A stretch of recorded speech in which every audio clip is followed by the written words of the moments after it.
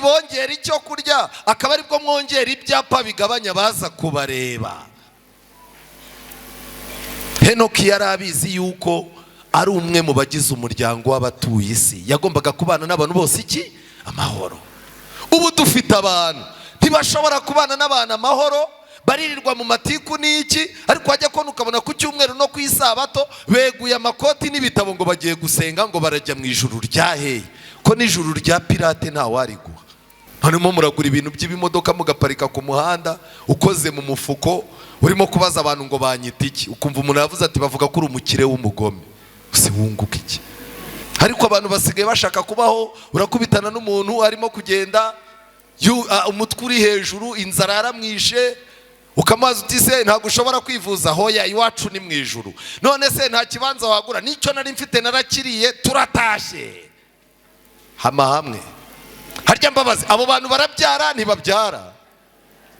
Barabyara ntibabyara? Gerekaho ngo babyara n'indahekana ahubwo.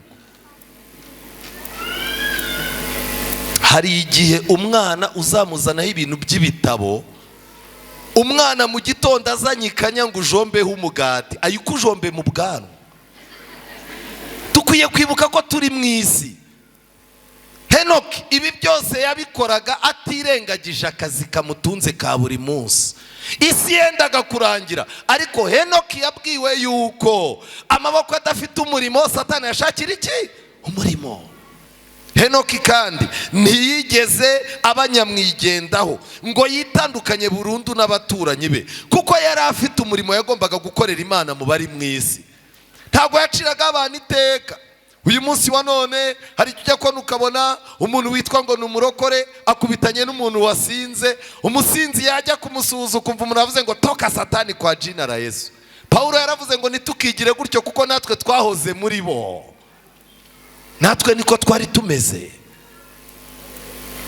Henoki yari abizi ko abaturanyi be azabakora mu murimo. Yababonekagamo rero akabana nabo mu mibabaro yabo ya buri munsi yabaga arimo. Uko Imana yagendaga ihindura ubuzima bwe. Henoki ntago yazanye ibikabyo ngo ajye areba abantu avuga ati mwebwe ntago muzajya mu ijuru. Asura umuntu asanga arimo ararya inyama, uzajya muri hejuru ugiteka inyama. Agusure asanga ufite ibibazo akubwira ati wowe nta juru. Oya. Imana yageze aho iravuga ngo uyu muntu urimo kuhinduka, kandi impinduka ye ntayizanemo ibikabyo, uyu ni umukandida w'ijuru. Henoki uko yarushagaho komatana n'Imana niko yarushagaho kubona intege nke ze no kumva ari mubi bikabije. Ijambo ry'Imana rirambwira ngo kandi Henoki nubwo yakundaga gukora imirimo y'amaboko cyane, yakundaga gukora imirimo y'iki? Y'amaboko cyane. Ntabwo Henoki yabaye umukirisitu mu nzozi. Hari abantu basigaye barota ijuru, ukabona arimo aragenda rwose amenyo nta kiyakaraba, urukweto rwarahengamye, ukajya kubona ukabona amagufa y'umutwe yaraje, ukamaze uti bimeze gute? Ati ndimo ndajya mu ijuru. Ijuru ntabwo ari imikino. Wavuze ko wishwe n'ubujiji bwawe.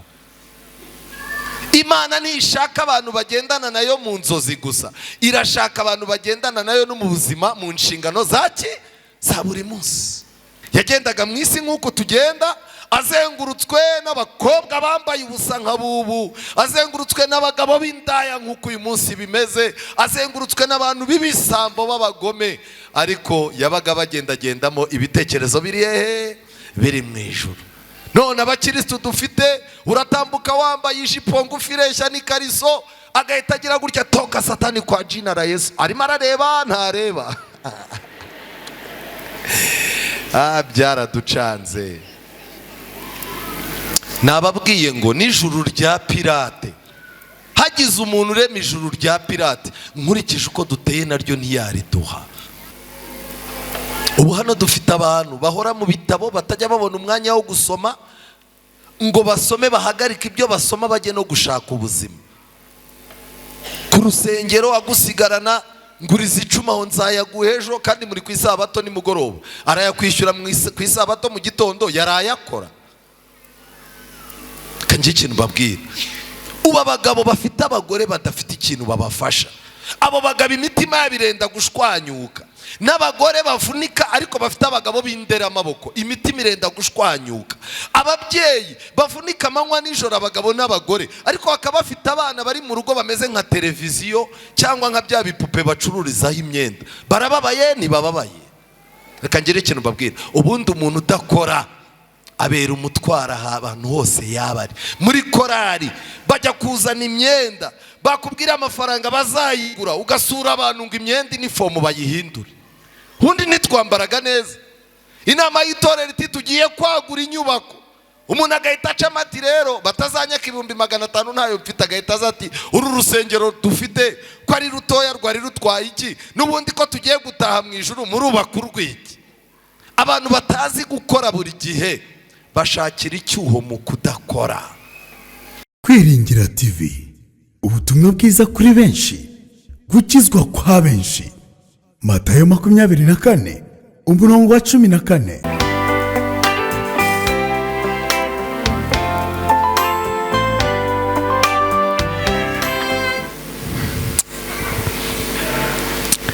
Haleluya, haleluya. Reka mbasabe n'ubwuzu bwinshi buri muntu wese yifurize uwo bari kumwe bicaranye isabato nziza. Imana ibaha umugisha. Reka dushime kandi uburyo Imana bahaye imbaraga yazibaye no muri iki cyumweru, mukazinduka mukaza mu nzu y'Imana. Kandi nshimira Imana yuko uretse ku isabato gusa habaye umubatizo, n'uyu munsi habaye undi mubatizo. Imana ibishimirwe. Turakomeje kandi no ku isabato dufite undi mubatizo. Hari bamwe bacikanywe kubera imyiteguro yabo yari idashyitse. Turabakangurira rwose yuko ku isabato dufite undi mubatizo. Mukomeze murwane intambara murimo kurwana, mukomeze mugirana amasezerano n'Imana. Ndashimira abantu batandukanye turi kumwe nabo hano, ariko mbararika yuko umuntu uzatinda murabibona namwe ko ari buhure n'ikibazo. Murebe hariya hejuru uko bimeze, murebe inyuma hariya uko bimeze. Uza gukererwa rero ubwitangazo araba ataryumvise neza. Turifuza ko muza kurarika abashyitsi. Ntabwo Imana yatugeneye ibyo kurya ngo tubirye twenyine. Imana aya mahirwe yayahaye n'abantu badasanzwe ari Abadiventiste ngo dufatanye, kuko ubutumwa bwiza bw'amarayika batatu dufite nubwo kubwira amahanga yose n'indimi zose n'amahanga yose. Kubw'ibyo rero muze kugerageza, muze mwitwaje iminyago, muze mwitwaje abantu b'Imana bashaka gukurikirana indirimbo.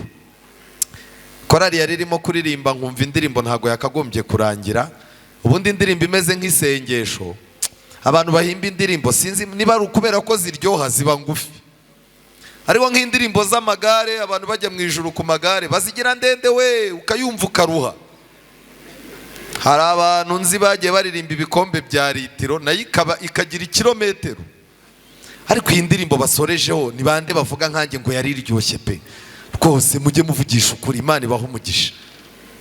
Ubu rero ibi biratworohereza yuko duhita twiga. Uyu munsi dufitanye icyigisho cyiza gifite insanganyamatsiko ivuga ngo imyiteguro ishyitse y'abatahajuru. Imyiteguro igize gute?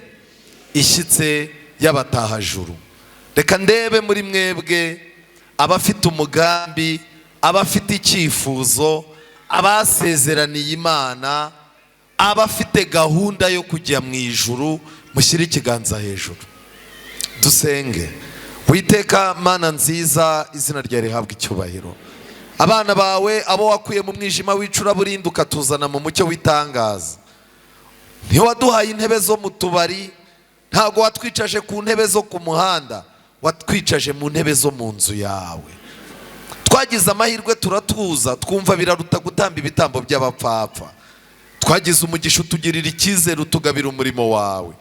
Twafashe umwanzuro wo kukwiyegura ngo tutazakubabaza, kandi twafashe gahunda yo kukwiyegurira utubyaro bwa kabiri tuba abana bawe.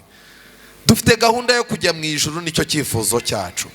Ngicyo ikituzindura, ngicyo kivuna amakorari, icyo nicyo kivuna buri mwizera, icyo nicyo tugambirira, nicyo twifuza. Kubw'ibyo ubwo tugiye kwiga iby'ijuru, ukomeze wibuke yuko ingamba twari dufite ari nazo twifuza gukomerezamo.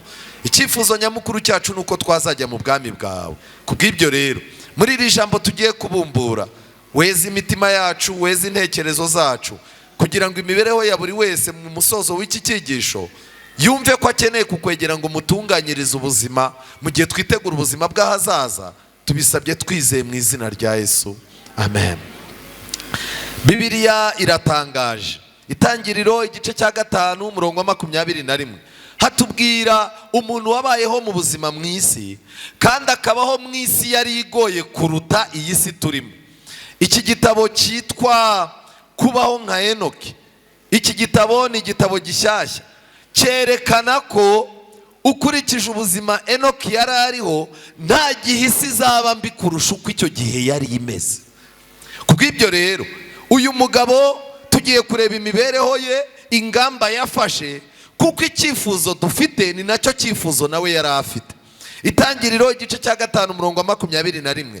Henoki yamaze imyaka 65 avutse, abyara Metusela. Iyi myaka 65 uretse kuyibyaramo nta kindi kintu Bibiliya yigeze yivugaho. Bishoboka ko nawe imyaka wamaze nta kintu wakoreye Imana, nta kintu wakoreye sosiyete, icyakora warabyaye igihugu ukishyiramo abahungu n'abakobwa. Bibiliya iravuga ngo amaze kubyara Metusela, Henoki agendana n'Imana, amen. Imyaka 300 ayibyaramo abahungu n'abakobwa. Imyaka 300 nayo iyo hatabonekamo akantu kitwa kugendana n'Imana, nayo yari kuyibyaramo abahungu n'abakobwa, akazasiga abamukomokaho ariko atabasigiye Imana. Kugendana n'Imana ni ikintu dukwiye guharanira, kugira ngo n'abana bacu tubyara bazibuke yuko twagendanaga n'Imana, ko twagiraga amasezerano y'Imana, kandi icyicaro cyacu gikomeye cyabaga mu nzu y'Imana. Henoki yagendanye n'Imana. Icyo nagira ngo nkubaze ngiki, ntabwo nzi iminsi imyaka umaze, ariko nagira ngo nkubaze iminsi wagendanye na Satani n'iminsi wagendanye n'Imana, urimo uratekereza ko imyinshi ari iyihe? Iminsi wagendanye n'umubiri n'iminsi wagendanye n'umwuka w'Imana, ndagira ngo nkubaze ngo imyinshi ni iyihe? Uyu mugabo rero Bibiliya yarakomeje igaragaza neza ko iminsi yose Henoki yaramye ni imyaka 365.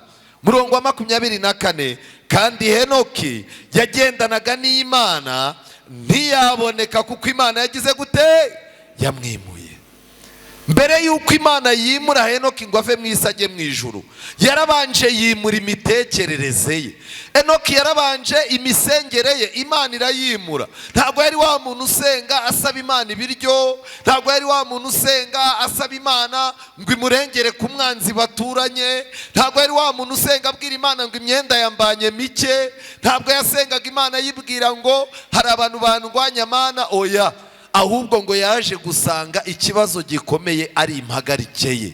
Yaje gusanga umutima we wanduye, arangije arwana intambara yo kubwira Imana ngo Mana, mpagurutsa muri izi ntege nke, mpagurutsa muri ibi byaha, mpagurutsa muri ubu bupagani. Ngo Imana yatangiye kumwimura gake gake, kugeza igihe yagize imico y'abaturajuru ari mu isi, Imana iramwimura imujyana mu bwami bwayo.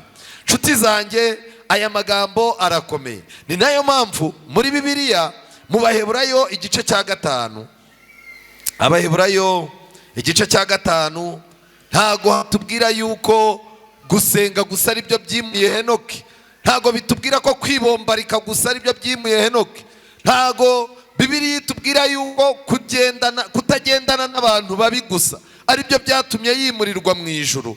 Abaheburayo 11 umurongo wa 5, Bibiliya iravuga ngo kwizera niko kwatumye Henoki yimurirwa mu ijuru ngo adapfa, kandi ntiyaboneka kuko Imana yamwimuye. Kubera iki Imana yamwimuye?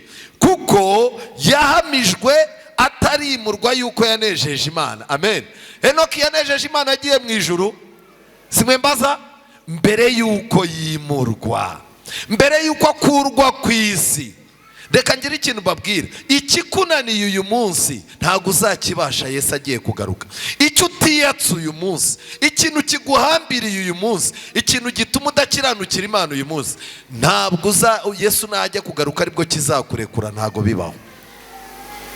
Kagire ikintu babwira mwa bakobwa mwe, nimugerageze munezeze Imana mutarimurwa.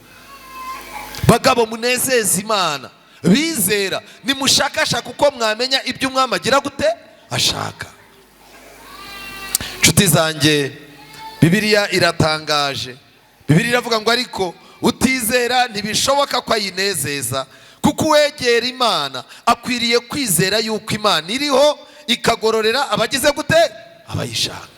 Umuntu uzabona yashoye imbaraga mu gushaka Imana, umuntu uzabona yashoye umwanya we mu gushaka uburyo atunganya inzira ye n'Imana, umuntu uzabona ashaka kunga umutima we n'Imana, uzabimenye ko uwo muntu anezeza Imana.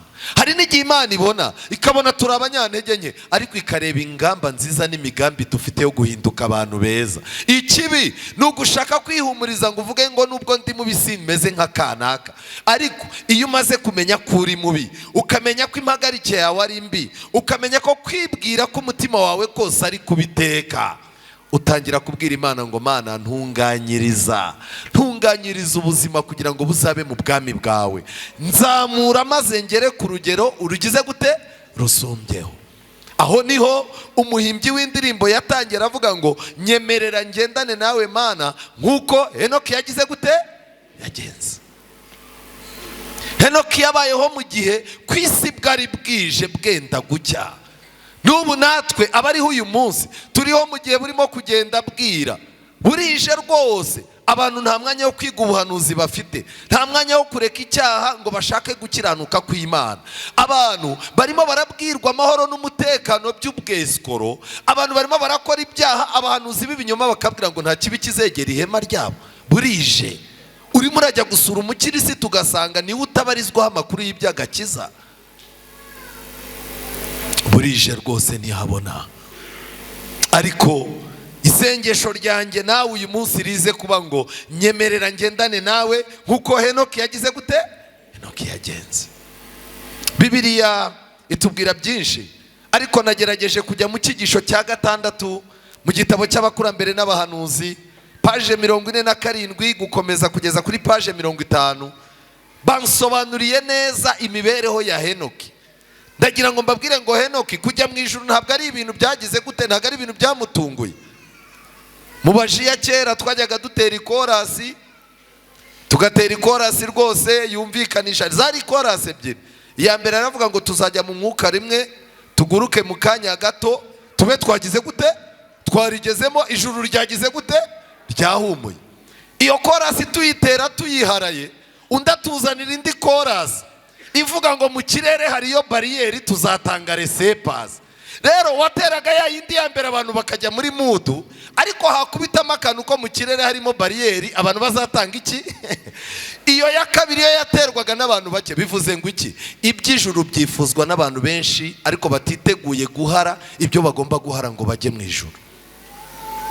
Nshuti zanjye, muri iki gitabo cy'abakurambere n'abahanuzi haranditse ngo Henoki ntiyagendanaga n'Imana mu nzozi cyangwa mu bitekerezo gusa, ahubwo bagendanaga no mu nshingano ze zose no mu mihati ye yose ya buri munsi.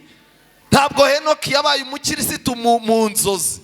Hari abantu basigaye barota ijuru, ukabona arimo aragenda rwose amenyo nta kiyakaraba, urukweto rwarahengamye, ukajya kubona ukabona amagufa y'umutwe yaraje, ukamaze uti bimeze gute? Ati ndimo ndajya mu ijuru. Ijuru ntabwo ari imikino. Wavuze ko wishwe n'ubujiji bwawe.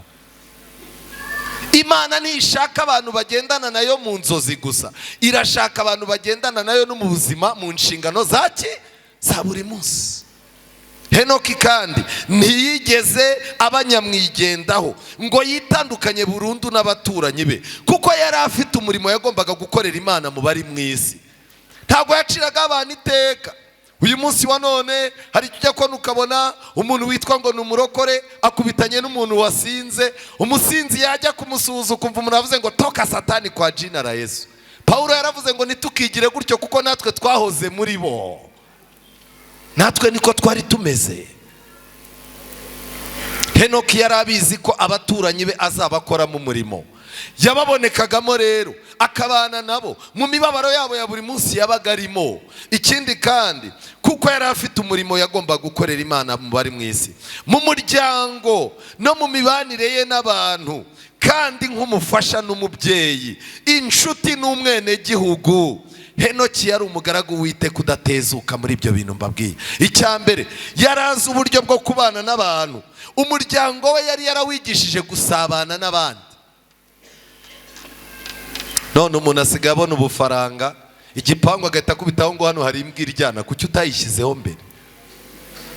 Ni gute Imana ibongera icyo kurya akaba aribwo mwongera ibyapa bigabanya baza kubareba? Henoki yari abizi yuko ari umwe mu bagize umuryango w'abatuye isi, yagombaga kubana n'abantu bose iki? Amahoro. Ubu dufite abantu ntibashobora kubana n'abantu amahoro, baririrwa mu matiku n'iki, ariko wajya kubona ukabona ku cyumweru no ku isabato beguye amakoti n'ibitabo ngo bagiye gusenga, ngo barajya mu ijuru ryaheye, ko n'ijuru rya pirate ntawariguha. Mu mibanire ye n'abantu, Henoki yari umufasha w'abantu, yari umubyeyi muzima, nawe yarabyaye. Ndetse ijambo ry'Imana ritubwira ko Henoki imyaka 65 irangiye yabyaye akana.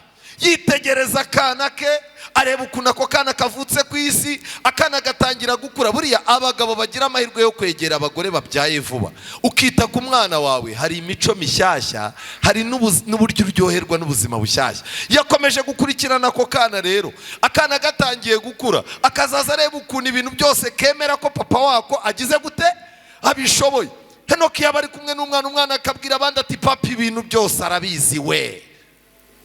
Henoki arangije aravuga ati ariko kuki njyewe ntizera Imana nk'uko uyu mwana wanjye anyizera? Henoki rero yatangiye gushakisha uburyo atangira gutwarwa no gushaka no gutegamira ubuzima bwe bwose ku Mana. Kubyara umwana nibyo byamufashije kumenya ko akeneye kuba umwana w'Imana. Rero Henoki yari inshuti y'abantu, yari umwene gihugu, niko ijambo ry'Imana rimbwiye. Ubu dufite abantu baba mu gihugu barabaye nk'inzererezi, batakwishimira ubuyobozi bwa leta, batishimira ko bafite igihugu. Nyamara Bibiliya iravuga ngo wubahe so na nyoko kugira ngo uramire mu gihugu Uwiteka Imana yagize gute? Turi abanyamugisha kuba Imana yaraduhaye iki gihugu.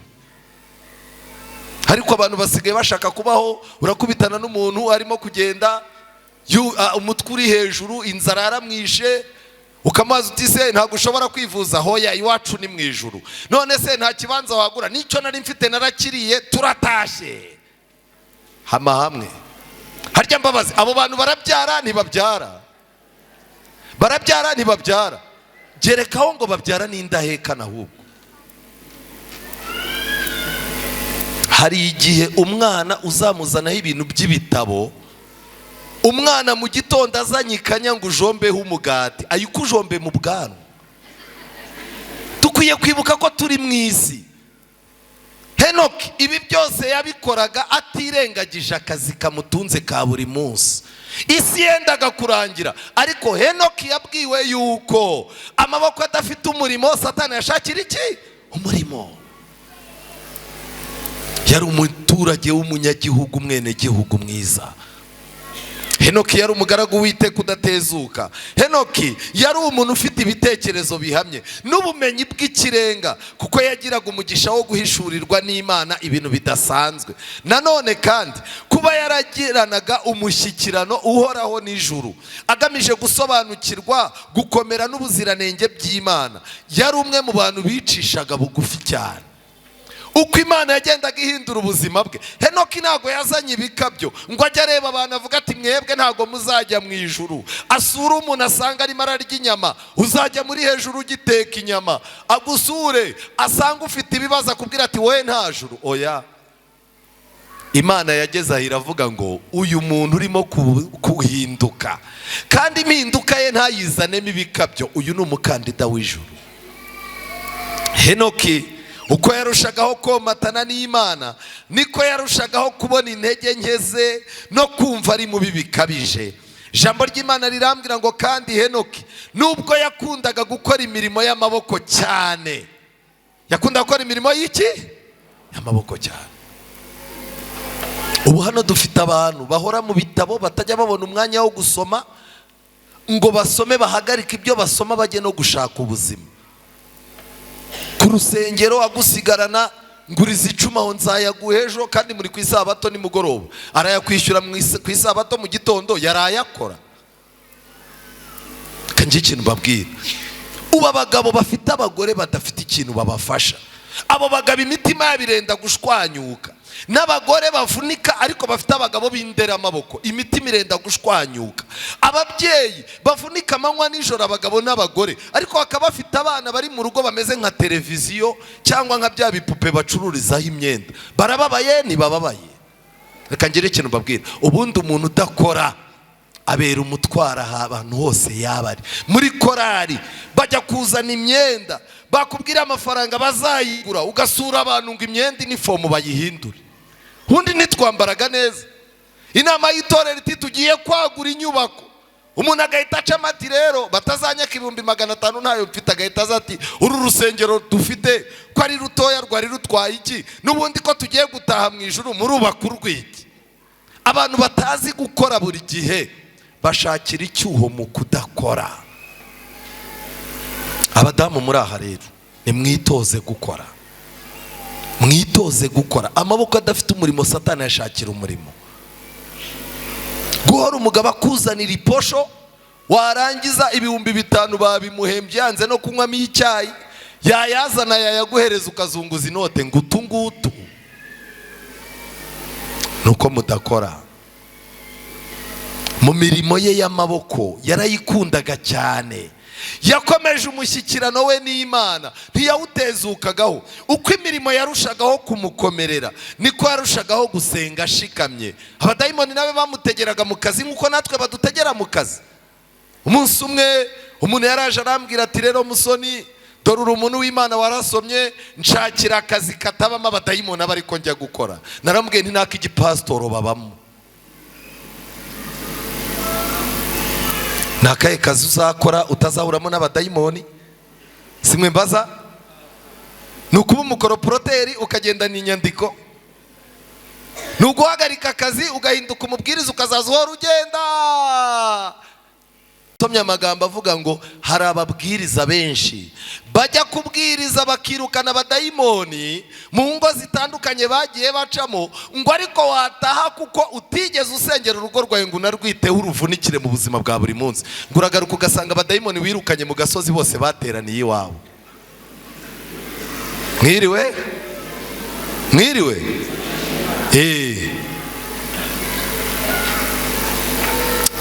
Henoki uko imirimo yarushagaho kumukomerera niko yarushagaho gusenga ashikamye. Yakomeje kwitarura abantu bose mu gihe runaka, kuba yaramaranye igihe n'abantu akora imirimo kugira ngo abone uko abaha amabwiriza kandi ababere n'urugero.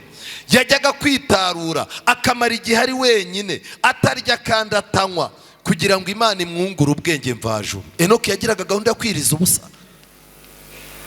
akavuga ati maze iminsi mu kazi, kandi mu kazi nahahuriye n'ibitero bitandukanye, ari iwanjye naho hari ibitero bitandukanye. Niba ku kazi no mu rugo mfite ibibazo, niki nakora? Reka nshaka ahantu ngenda nicare ntuze niyiriza ubusa nsabane n'Imana. Hari ubwo mwumva yigeze avuga ko umugore we ari uzamubuza ijuru?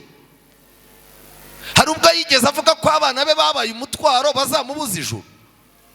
Ubu rero dufite ikibazo, usigaye wigisha umuntu Bibiliya yarangiza agata kubwira ati Imana iguhe umugisha. Ibyanjye aho bipfira nabimenye, ukamaze turumva bipfira he? Uriya munyagwa w'umugore iyo ntamuzana umba ndi mu ijuru. Yarabanje ntera umwaka kuva twabana nta mafaranga mperuka. Iyo ngiye ngo ngiye kwikundira ibintu by'Imana azana ibintu by'imiserero n'imiyogayogo, n'ejo bundi naramukubise rwose kandi ndashaka kwigira mu ijuru. Uhatundukana n'uyu mugore ubu sinazajya mu ijuru. Urinjije.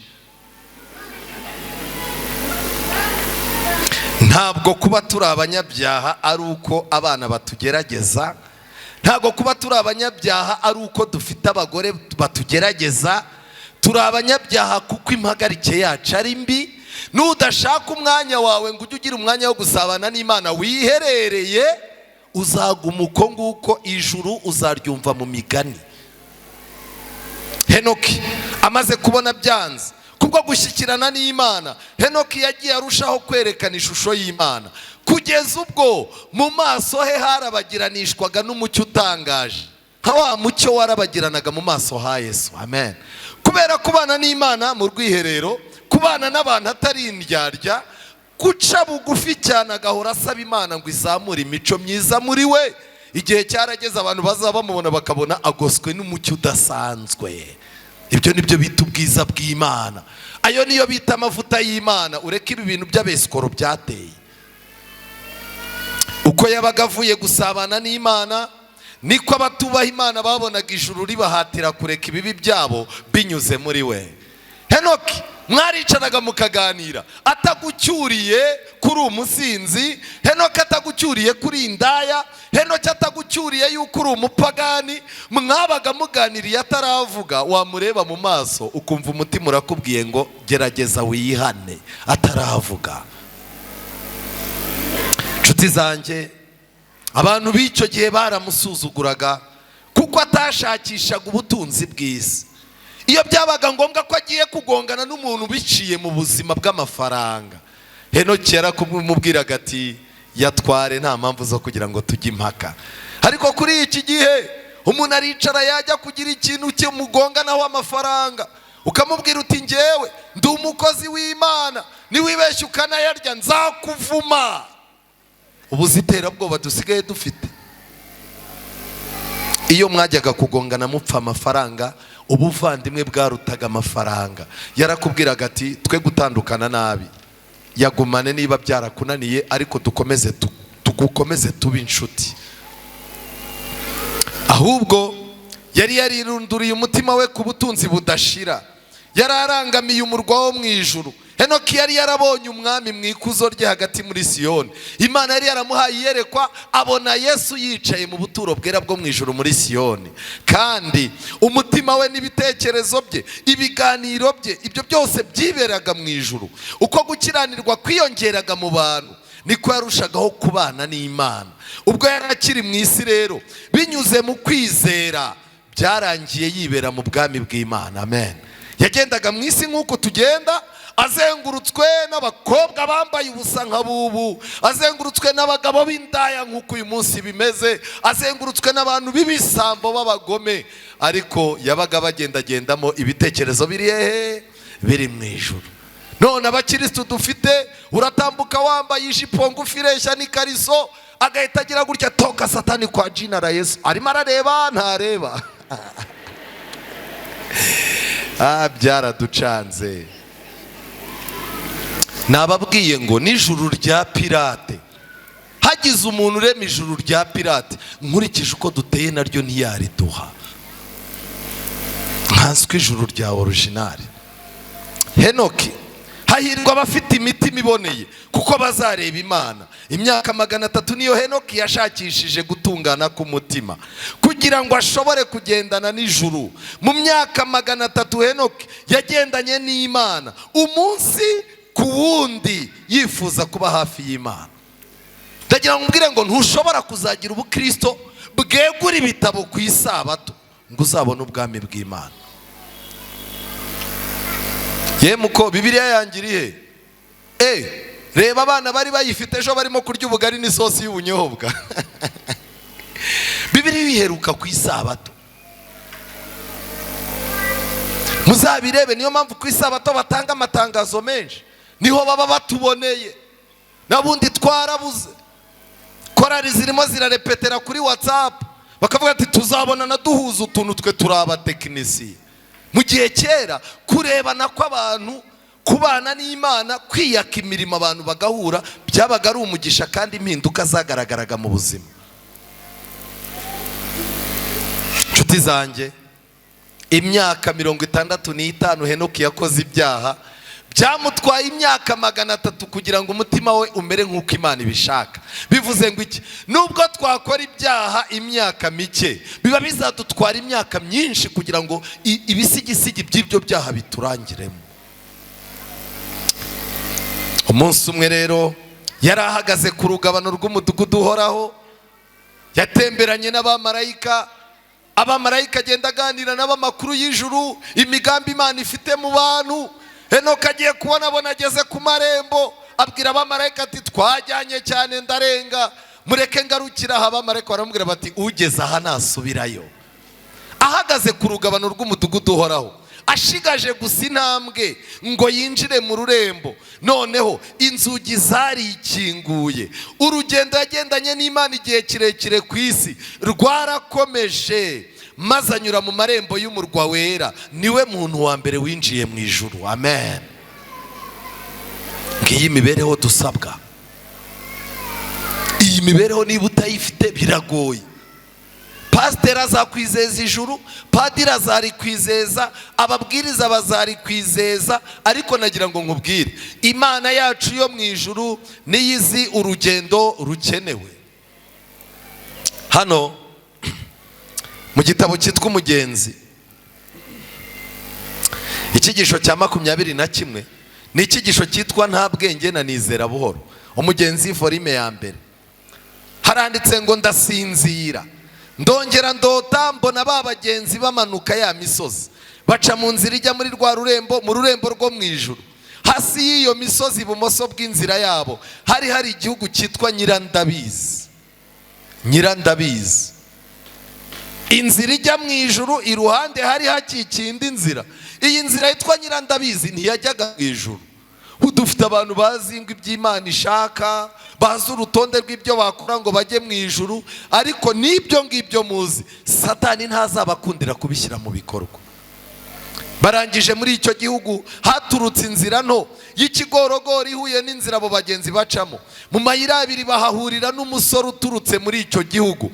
Uwo musore yitwaga Ntabwenge. Mukristo aramuramutsa, aramubwira ati urava he ukajya he? Ntabwenge ati navukiye muri kiriya gihugu ndajya mu rurembo rwo mu ijuru. Mukristo ati wibwira ko uzinjira mu irembo ryarwo ute? Ngira ngo nugerayo uzabona ibinanirana. Ntabwenge ati nzarwinjiramo nk'uko n'abandi barwinjiramo. Ariko Ntabwenge n'umurakare, Yesu umurakare.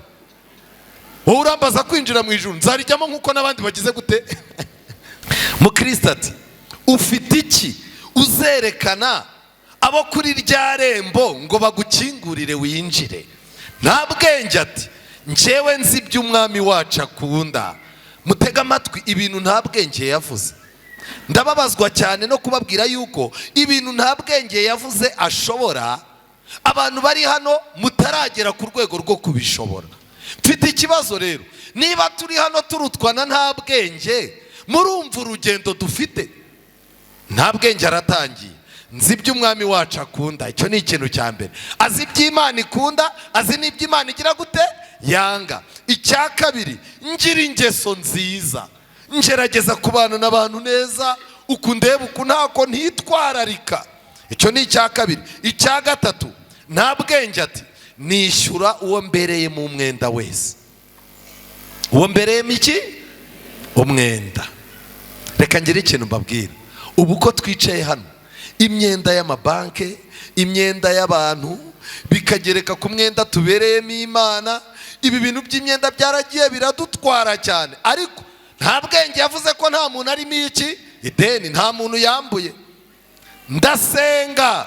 Ntabwenge abona umwanya wo gusenga. Ntabwenge ntabwo ameze nkatwe usinzira ninjoro urimo gusenga, isengesho nturisoze ku buryo mu gitondo wibaza utari ko ryaraye rirangiye ntiryarangiye. Ntabwenge arasenga akamenya ko yagize gute? Ntabwenge ntasinzirira mu materaniro. Gusenga bifata nk'ibintu biri seriye. Ikindi kintu Ntabwenge yavuze, Ntabwenge yaravuze ngo yiyiriza ubusa. Ntabwenge yageze ku rwego rwo kwiyiriza ubusa. None wowe iyo wapanze kwiyiriza ubusa, Satani arakongora akakubwira ati biragera saa sita wapfuye. Kandi iyo urimo guhiga amafaranga mu mujyi wa Musanze cyangwa wa Kigali, saa 10 zigera umuntu akakubaza ati se hari akantu wafashe? Hoya, iyo natatse mba nataka. Ariko kwiyiriza ubusa, Satani araza akakubwira turi burerembe urupfe. Ubu hano hari abantu muganira ukamubwira uti kwiyiriza ubusa, akakubwira ati muri 2003 bansanzemo igifu.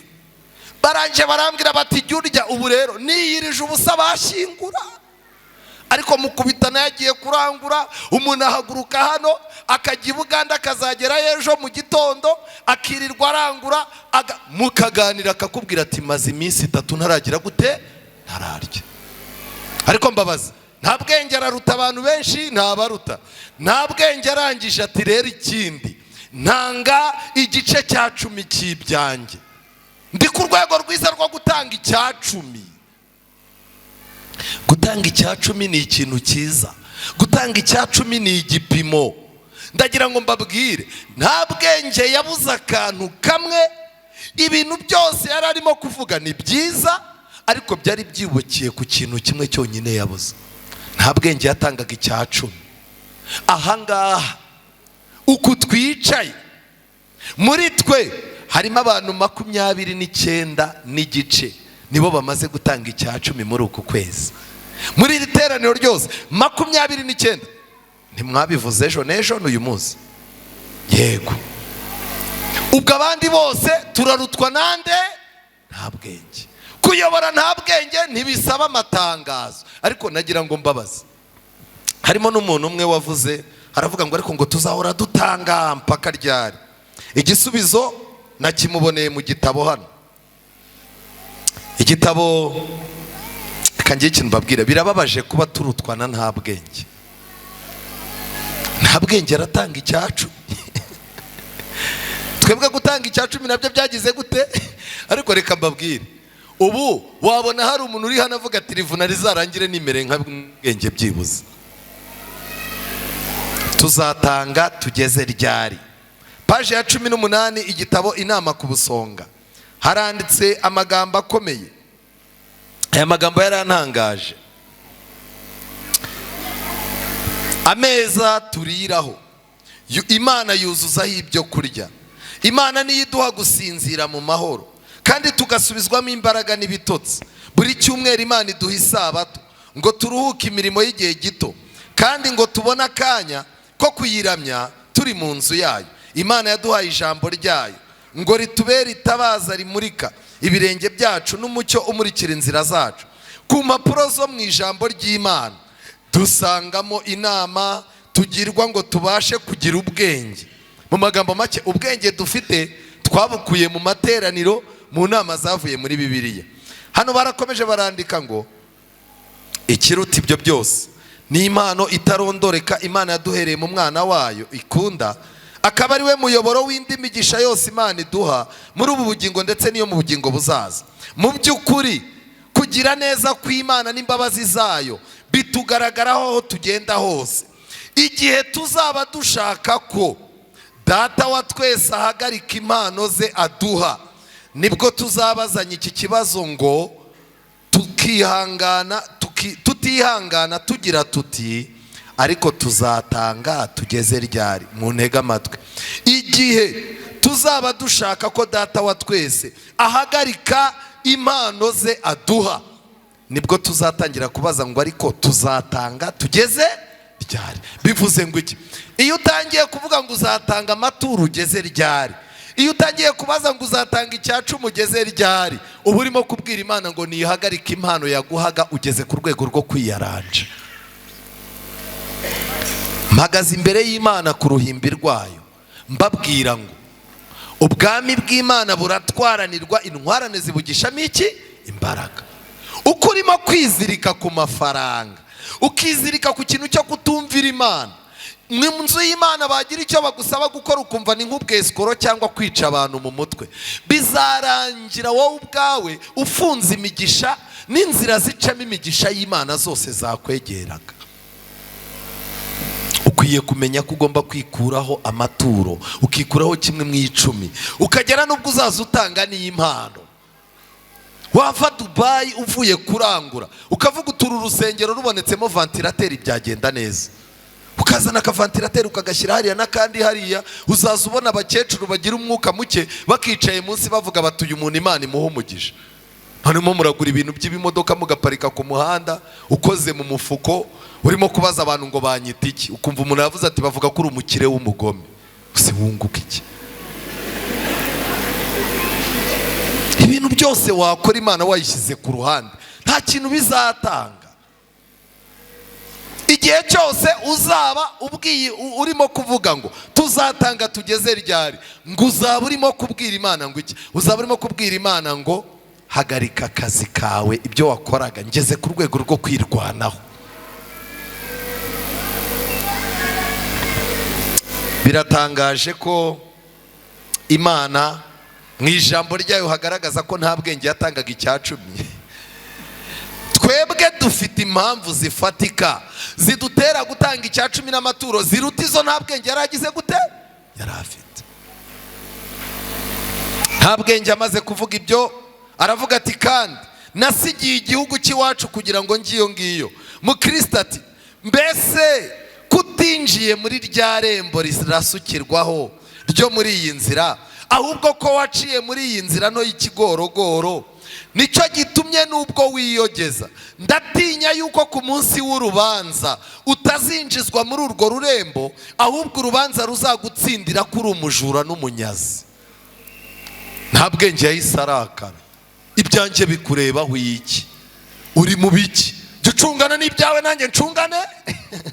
Nicyo kizakubwira nta bwenge. Iyo umugiriye inama ukamubwira uti rero muri korari uvuga nabi kandi wera imbuto mbi, ni impamvu pe uzana n'umwuka mubi mu bantu ukabasura ukabazanamo imyuka yo kugongana, kandi jya ugerageza uze no mu materaniro. Ubu wowe uzaza uza ku rusengero gusa ari uko korari yacu iri buririmbe saa 5, ujya kubona ukabona arakurebye ararakaye. Ibyanjye bikureba wiki, jya ucunga ibyawe, ibyanjye ntawe abigushinze. Ujye utumenya ko uwo murimo kuganira ninde nta bwenge. Ko tutakubonye muri resi raporo ikaba izagenda merekredi ugomba gutanga icyacumi nk'umwizera. Ese ibyo warahiriye kuri Yorodani warabyibagiwe? Umva muyobozi, ngewe ntago nkunda umuntu ndebaguzaho. Jya ucunga ibyawe, ucunga abana bawe n'umugore ntawakundagije. N'ikindi gihe utazanyinaho nkakubahuka arakubeshye ntakubeshye. Nta bwenge. Mukristo yarabimubwiye, nta bwenge ni umurakare cyane. Nshuti zanjye, nagira ngo mbabwire ikintu gikomeye. Kubera iki cyigisho twakize. Iki gitabo cyitwa Kubaho nka Henoki. Haranditswe kuri page 105 ngo icyo dukeneye kuruta ibindi byose muri iki gihe ni abantu babatijwe na mwuka w'Imana. Ngaba abantu dukeneye mu itorero, abantu bagendana n'Imana nk'uko Henoki yagenze. Ntabwo dukeneye abantu bareba hafi, abantu bazamunga umurimo aho kuwagura. Ntabwo tubakeneye. Imana ikeneye abantu bareba kure nk'uko Henoki yari ameze. Yamaze kumenya ko ubwami bw'Imana buriho, arangije aravuga ati reka mbinyangamugaye muri ubu bwami bwo ku isi, byanga byakunda Imana izanyuma kuba mu bwami bwayo. Imana ikeneye abantu. Ntabwo dukeneye abantu bareba hafi bazamunga umurimo aho kuwagura, cyangwa abagendera ku mvugo igira iti iyobokamana n'iyobokamana no gushaka inyungu n'ugushaka inyungu. Abo bantu bafite iyo mvugo ntabwo ijuru ribakeneye. Iyobokamana n'iyobokamana, gushaka inyungu n'ugushaka inyungu. Mu magambo make, kuba umukirisitu so kuba ikinyetere. Ntukajye uzana ibintu by'uburokore muri business. Business ni business, n'ubudive ni iki? N'ubudive. Ngo Imana abo bantu ntibakeneye. Imana ikeneye abantu bakubwiriza ubutumwa bwa marayika batatu urebeye ku munzani, adasomye Bibiliya, arimo kugupimira isukari. Wayijyana wayigeza mu rugo mwayinywa ukabona murengeje w'inshuro imwe. Umugore agahita akubwira tumva waguze isukari kwande, ukamubwira uti nayiguze kwa mudive. Ati uwo ni umuntu w'Imana pe. Ati ubundi isukari twayinywaga 2, iyi tuyinyweye 3, abandi banyonga iminzani. Reka njye ikintu mbabwira, dukeneye Henoki ubasha kubahiriza Imana mu gihe cyo kurambagiza. Hahandi umusore agukabakaba mu ijoro ukamubwira uti rero ndabona waranyitiranyije. Ushobora kuba waramfashe nk'umukobwa utagira ubwenge w'ikirara w'ikigoryi. Reka ngira ikintu nkubwira, kuba utanyubaha ni ikimenyetso kinyereka ko utanyubaha ndi no mu rugo iwawe. Dukeneye abantu nk'abo. Dukeneye abantu bashyira ibintu by'Imana mu ngiro mu buzima bwa buri munsi. Muri iki gitabo barakomeje barandika ngo dukeneye abantu bareba kure, bashobora kwitanga mu gihe runaka, kandi abantu bashobora gutekereza bakabona iherezo mu itangira. Dukeneye abantu ibintu biba bigitangira bakareba iherezo ryabyo. Dukeneye abantu bareba kure nka Henoki. Nshuti zanjye, ndagira ngo mbasabe, niba ubwami bw'Imana twiteguye kubwinjiramo, tujugunye icyaha n'igisa nacyo. Buri muntu wese yiyambura ibimubuza kugenda. Buri muntu wese amere nk'izahabu, yemera ace mu ruganda rw'ibigeragezo, kugira ngo Imana imukure w'inkamba umwanda uwo ari wo wose, kugira ngo igihe cy'akaga kizajye kugera uri izahabu nziza yiteguye gucishwa mu muriro. Mu rwandiko rwa mbere rw'Abakorinto igice cya 6:9, Pawulo yaravuze ngo ntimuzi yuko abakiranirwa batazaraga ubwami bw'Imana? Ntimwishuke abahehesi cyangwa abasenga ibishushanyo cyangwa abasambanyi cyangwa ibitingwa, abatinganyi cyangwa ibitingwa cyangwa abagabo bendana cyangwa abajura cyangwa abifuza cyangwa abasinzi cyangwa abatukana cyangwa abanyazi, bene abo ngabo ntibazaraga ubwami bw'Imana. Kandi bamwe muri mwe mwari nkabo, ariko mwaruhagiwe, amena, mwarejejwe, amena, mwaratsindishirijwe n'umwuka w'Imana yacu mu izina ry'Umwami Yesu Kristo. Nshuti zanjye, ukeneye kwezwa, ukeneye kuhagirwa, ukeneye gutsindishirizwa. Iyo ni imvugo abantu bamwe bicaye hano batazi ngo isobanura iki. Ariko uyu mwanya ndagira ngo nihute mbasaba guha agaciro iki cyigisho. Nk'uko byari bimeze mbere y'umwuzure, ubugome buzagwira bakurikije iby'imitima yabo irarikiye n'inyigisho ziyobya. Abantu bazagomera ubutegetsi bw'ijuru ku mugaragaro. Ariko nka Henoki, ubwoko bw'Imana buzashakashaka ubutungane bw'umutima no gukomeza ubushake bwayo, kugeza ubwo bazerekana ko basa na Kristo. Kandi nka Henoki, ubwoko bw'Imana buriho uyu munsi bazaburira ab'isi byo kugaruka k'Umwami n'urubanza benda kuzacibwa. Kandi kubw'icyitegererezo n'ibiganiro byabo birangwa n'ubutungane, bazaciraho iteka ibyaha by'abatubaha Imana. Nk'uko Henoki yimuriwe mu ijuru mbere y'uko isi irimbuzwa amazi, niko n'abakiranutsi bazimurirwa mu isi itararimbuzwa n'umuriro. Kubw'ibyo rero, ubwo ibyo twifuza kugeraho bimeze nk'ibyo nawe yifuza kugeraho, ndasaba Imana ngo igire icyo ikora mu buzima bwanyu. Ndasoza ku gitekerezo cyiza. Ni igitekerezo nasomye mu gitabo cyitwa Umurimo wa Gikristo. Banditse bavuga ngo mu mujyi umwe wo mu gihugu cya New England hacukurwaga iriba ry'amazi. Igihe uwo murimo wari hafi kurangira, igihe umuntu umwe yari akiri hasi ku ndiba y'iryo riba, ubutaka bwararidutse bumurengaho. Ako kanya ubutumwa bw'impuruza bwaratanzwe, maze abantu bakanishi, abahinzi, abacuruzi n'abanyamategeko baje birukanka ubudahumeka kugira ngo barebe ko babasha gutabara uyu mugabo. Bari barimo gucukura iriba. Uyu mugabo yari yagize uruhare mu gucukura iriba, ndetse ari mu bantu bari bagiye hasi cyane. Ariko kuko amazi yari yamaze kuboneka, hejuru batangiye guserebura amazi ko abonetse, bagiye gutungurwa. Batungurwa nuko itaka riridutse rirenga kuri rya riba ryo hasi. Babaza abantu bagiyemo, basanga hari umwe wari ukirimo.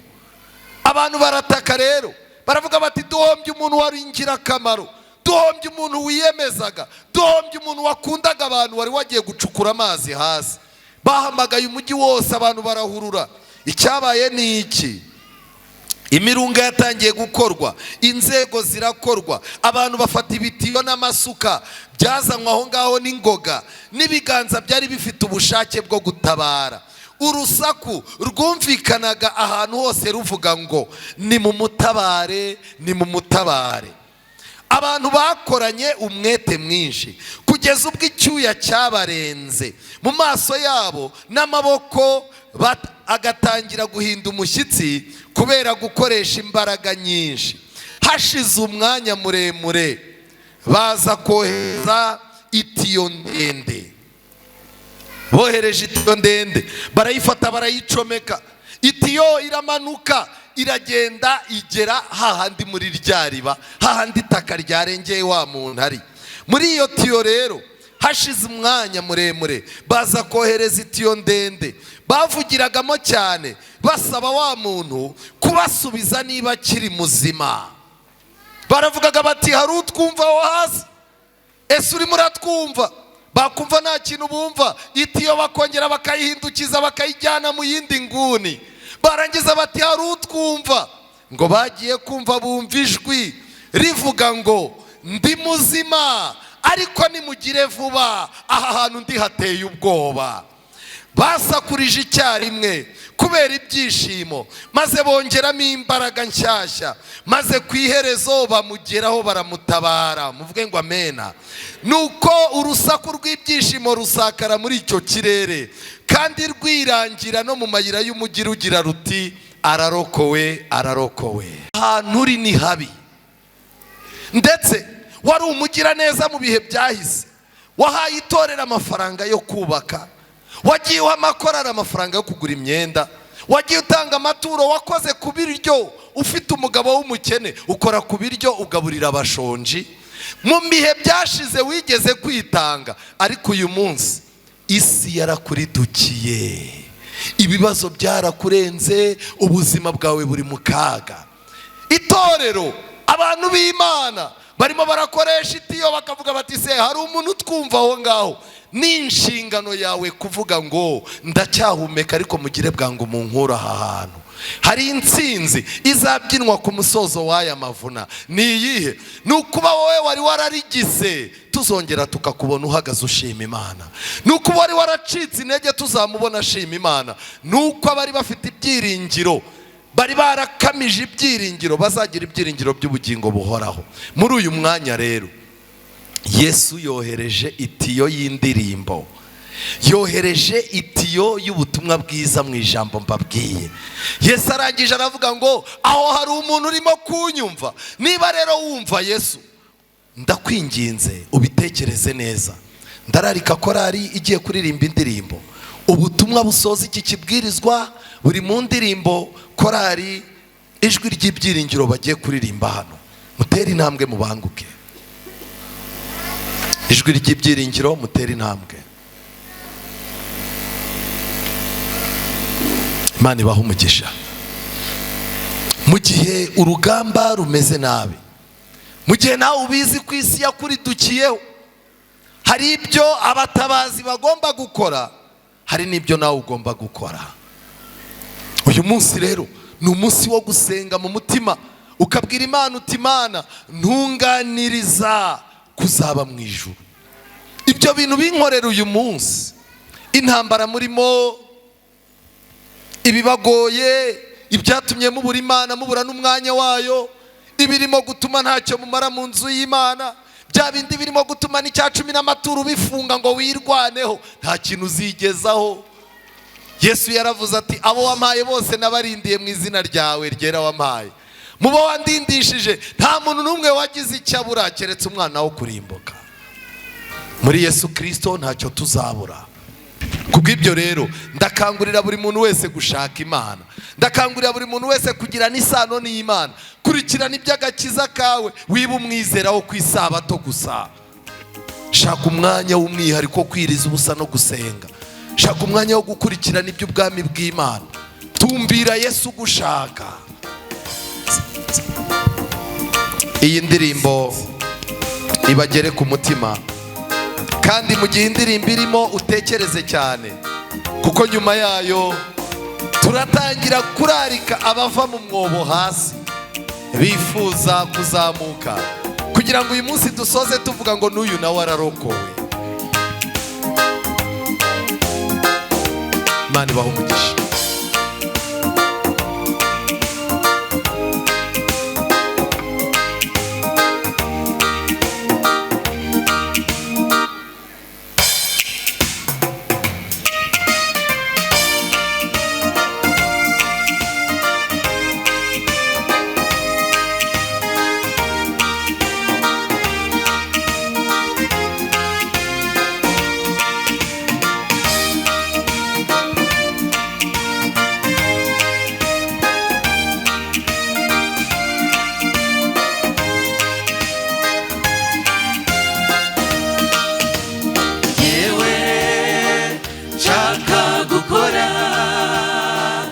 ibyiza ariko ibibi bikananga imbere bingota kandi muri njye nta mbaraga mfite zatuma mbasha gutsindura urugamba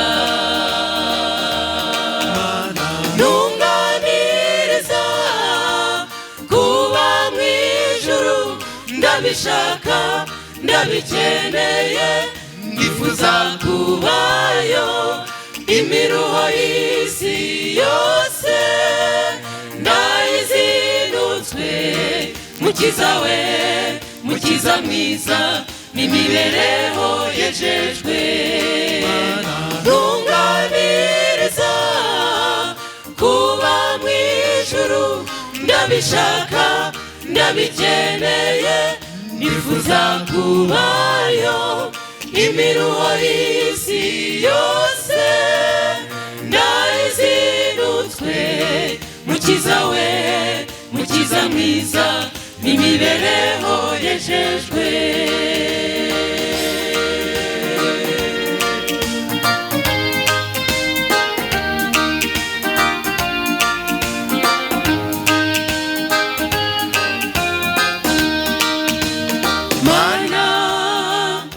ubushobozi mfite bwatuma mbasha gukumira imbaraga y'umwanzi imbere muri njye nifuza gukiranuka ariko mfite byinshi bingerageza ntunganiriza kuba mu ijuru ndabishaka ndabikeneye nifuza kubayo imiruho y'isi yose ndayizinutswe mukiza we mukiza mwiza n'imibereho yejejwe ntunganiriza kuba mu ijuru ndabishaka ndabikeneye nifuza kubayo imiruho y'isi yose ndayizinutswe mukiza we mukiza mwiza n'imibereho yejejwe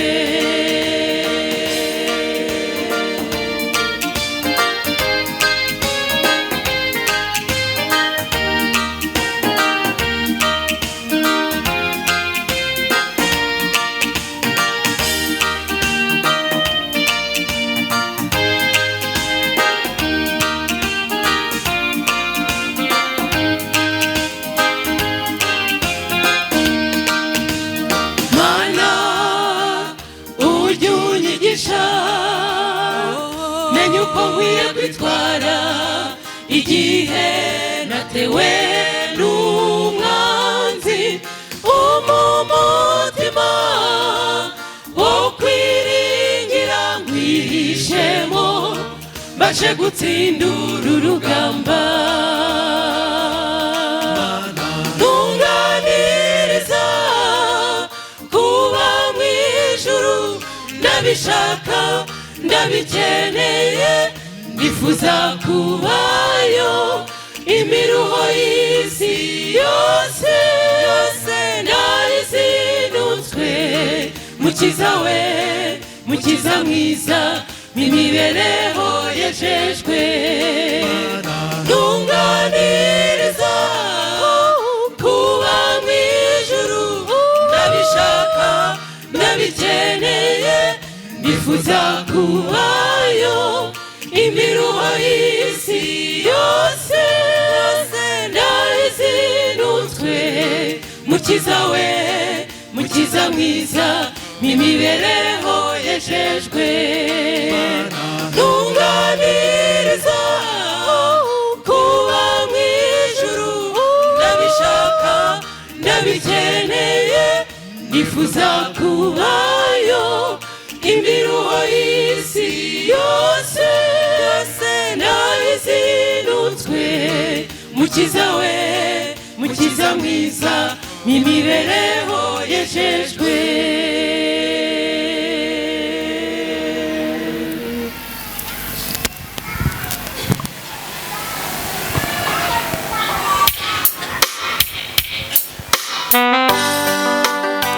Imana ibaho umugisha. Korari irakoze bati ntunganiriza kuba mu ijuru, ndabishaka kandi ndabikeneye. Ninde muntu uri hano wumva ashaka ubwami bw'Imana, abukeneye, yifuza gutura ibimugora byose, ibirimo kumubera inzitizi akaba yifuza kubitura ku birenge bya Yesu? Umuntu ushaka yuko Imana ikangura ubuzima bwe, umuntu ubwira Imana ngo Mana ndacyarimo kumva, ndacyarimo kunyeganyega, ariko harabura gato ngo mpfe, Mana nkura aha hantu. Umuntu wifuza kwiyegurira Imana nashaka bumwe, tera intambwe uze dusenge. Tera intambwe uze. Wowe ushaka guhindurirwa ubuzima, wa mwizera wasubiye inyuma, wowe Satani yarituriyeho isi ukaba waratakaye, ukaba ubwira Imana uti Mana nkura aha hantu ndi kuko ni habi, ngwino Yesu agukuremo. Imana ibaho umugisha. Tera intambwe. Uyu ni umwanya wo gutera kashe ku cyifuzo cyo kujya mu ijuru, wo gutera kashe ku cyifuzo cyo guhindurirwa ubuzima n'imibereho, ku cyifuzo cyo kwihana. Niba ubifite mu mutima, tera intambwe uze dusenge. Imana ibaho umugisha. Mwegere hino. Banguka, iminota yaducitse, nta mwanya dufite wo gupfusha ubusa. Wowe niba ubizi yuko waridukiweho n'isi, waridukiweho n'ubuzima, waridukiweho n'ibyaha, ukaba ubizi kuri hasi ahantu udafite ibyiringiro, iri jwi ririmo riraca mu itiyo, ririmo kukubwira ngo ese hari umuntu utwumva aho ngaho? Niba hari ijwi ry'Imana wumvise mu mutima, bwira Imana uti Imana ndacyumva gakeya, ariko mbabarira unkura aha hantu. Imana irashaka kugukura ahantu wicaye muri ino minsi. Imana irashaka kugukura mu gahinda. Imana irashaka kugukura mu byaha wicayemo. Imana irashaka kugukura mu ntege nke urimo. Tera intambwe uze, Yesu aragushaka.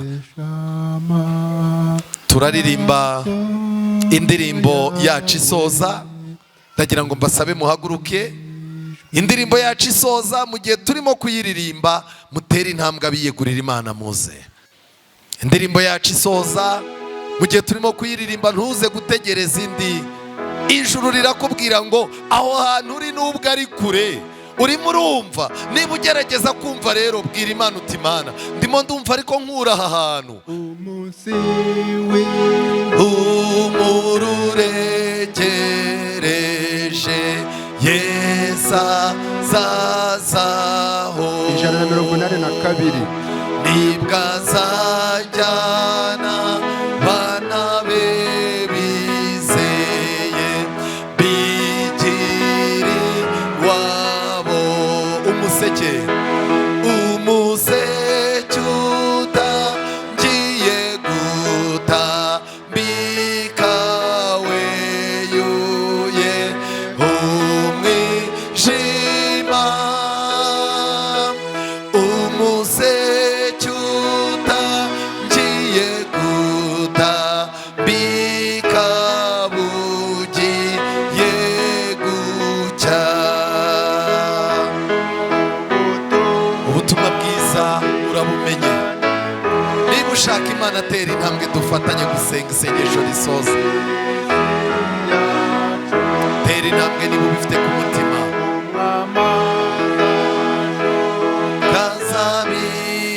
Kazabidatinze atwijyanire. Umuseke utangiye gutambika, urimo ureyuraho umwijima mu mitima yacu. Inshuti zanjye, mwiyegurire Imana igihe ni iki. Umuseke utangiye gutambika bugiye gucya.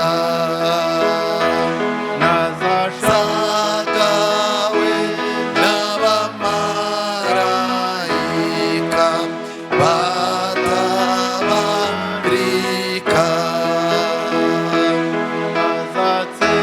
Mbawi bihumanya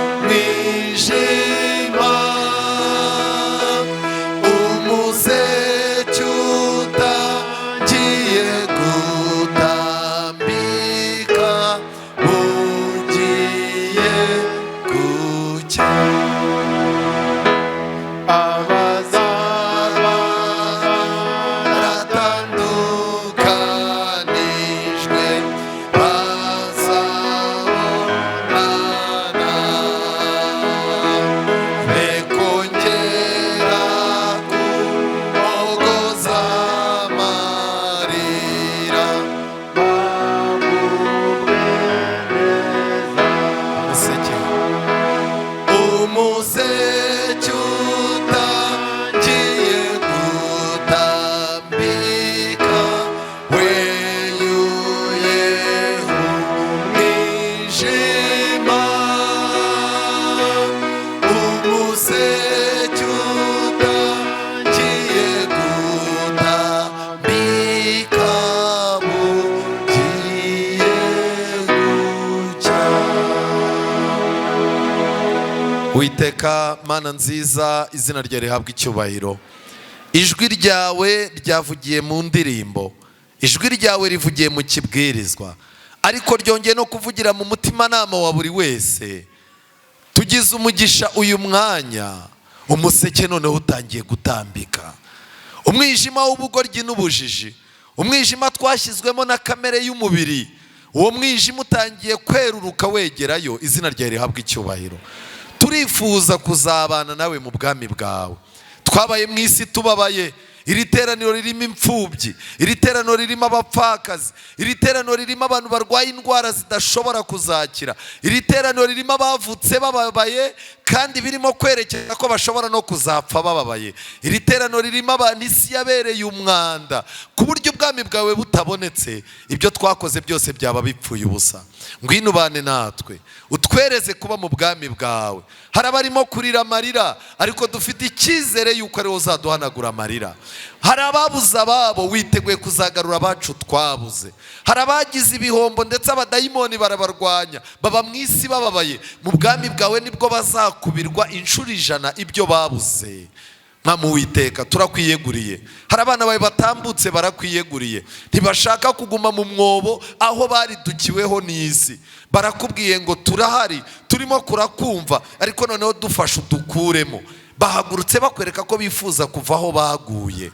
Ngwino duhe imbaraga zo kureka ikibi n'igisa nacyo, kandi iri teraniro ribe iteraniro tutazibagirwa mu buzima bwacu. Kwitanga kw'aba bantu nikuzibagirane, no kuririmba kwacu nikuzibagirane. Twifuza kuzajya mu bwami bwawe, kandi buratwaranirwa nubwo tumaze kunanirwa. Ngwino tuneshereze, tubisabye twizeye mu izina rya Yesu, amen. Kwiringira TV, ubutumwa bwiza kuri benshi, gukizwa kwa benshi. Matayo 24:14.